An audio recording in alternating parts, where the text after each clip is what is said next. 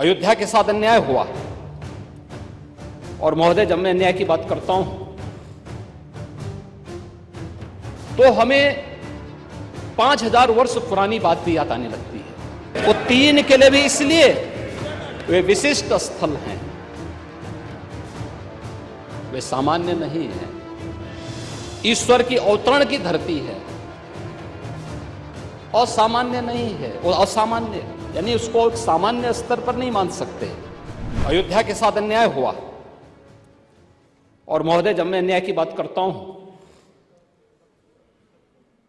तो हमें 5000 वर्ष पुरानी बात भी याद आने लगती है। उस समय पांडवों के साथ भी अन्याय हुआ था और उस समय कृष्ण गए थे कौरवों के पास।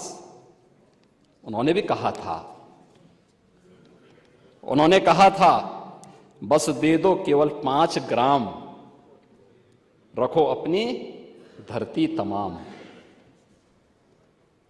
हम वही खुशी से खाएंगे, परिजन पर असी न उठाएंगे। लेकिन दुर्योधन वह भी दे न सका, आशीष समाज की ले न सका। यहां तक कि उसने भी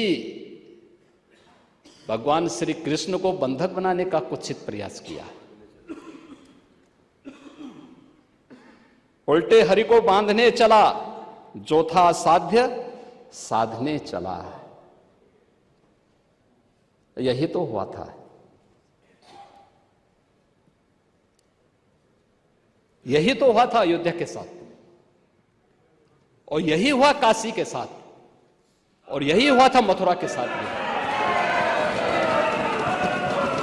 हमने यही तो कहा। उस समय 5 गांव मांगे थे। भाई, भगवान कृष्ण ने तो पहले कहा, जब वो समझौता कराने के लिए गए थे, महाभारत का युद्ध टालने के लिए गए थे, कि भी देना हो तो आधा दो, लेकिन इसमें भी यदि बाधा है तो दे दो केवल 5 ग्राम। लेकिन वो 5 गांव, लेकिन यहां तो इस समाज सैकड़ों वर्षों से यहां की आस्था केवल 3 के लिए बात कर रही है। 3 के लिए।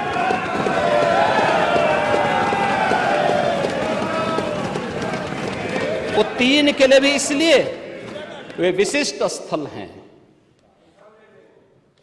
वे सामान्य नहीं है। ईश्वर की अवतरण की धरती है, असामान्य नहीं है। वो असामान्य यानी उसको एक सामान्य स्तर पर नहीं मान सकते। लेकिन एक जिद है, और उस जिद में जब राजनीतिक उसमें तड़का पड़ने लगता है और वोट बैंक बनाने की राजनीति होने लगती है, तो वहीं से फिर विवाद की स्थिति खड़ी होने लगती है। यानी लोक आस्था, भारत के अंदर लोक आस्था का अपमान हो, बहुसंख्यक समाज गिड़गिड़ाए, ये पहली बार देखने को मिला। दुनिया देख रही, स्वतंत्र भारत में काम पहले होना चाहिए था। 1947 में प्रारंभ होना चाहिए था। और उस आस्था के लिए बार बार गुहार लगाता रहा। हमने तो केवल 3 जगह मांगी, अन्य जगहों के बारे में कोई मुद्दा नहीं था। अयोध्या के लिए। और देखिए, अयोध्या का उत्सव लोगों ने देखा तो नंदी बाबा ने भी कहा, भाई हम काहे इंतजार करें।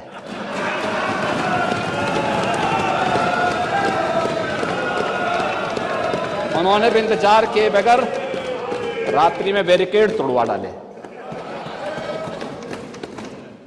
और हमारे कृष्ण कन्हैया कहां मानने वाले हैं।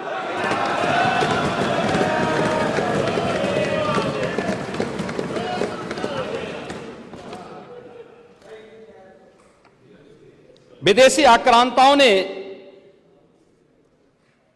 केवल इस देश के अंदर धन दौलत ही नहीं लूटा था, इस देश की आस्था को भी रौंदने का काम किया था। दुर्भाग्य है, आजादी के बाद उन विदेशी आक्रांताओं को महिमामंडित करने के कुत्सित प्रयास हुए अपने वोट बैंक के लिए, अपने वोट बैंक के लिए। भारत का हर नागरिक, मुझे बहुत अच्छा लगा, मैंने एक दिन सुप्रीम कोर्ट की एक अधिवक्ता, संभवतः मैं उसका नाम जान नहीं पा रहा हूं, लेकिन कुछ संभवतः कोई सूबई खान है, उन्होंने, उनका एक वक्तव्य मैं सुन रहा था और बहुत अच्छा वक्तव्य बना। उन्होंने कहा देखिए हम सब सनातन धर्मावलंबी हैं, हाँ मेरा मजहब इस्लाम हो सकता है और मेरी उपासना विधि है, मेरा मजहब है, लेकिन जन्म से हम सनातनी भारतीय हैं।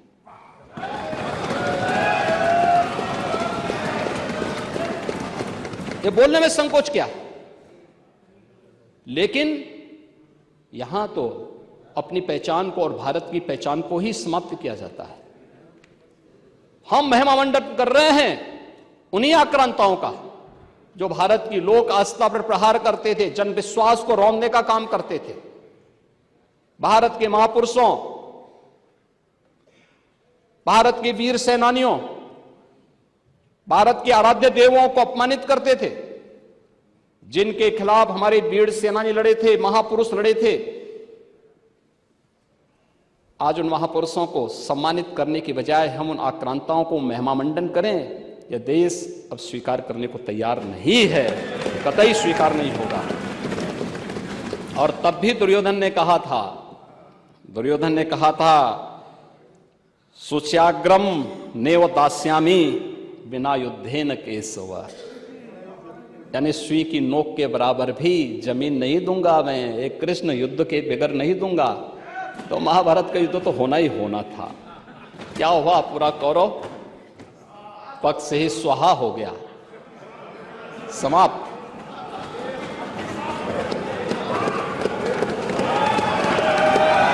और याद करना,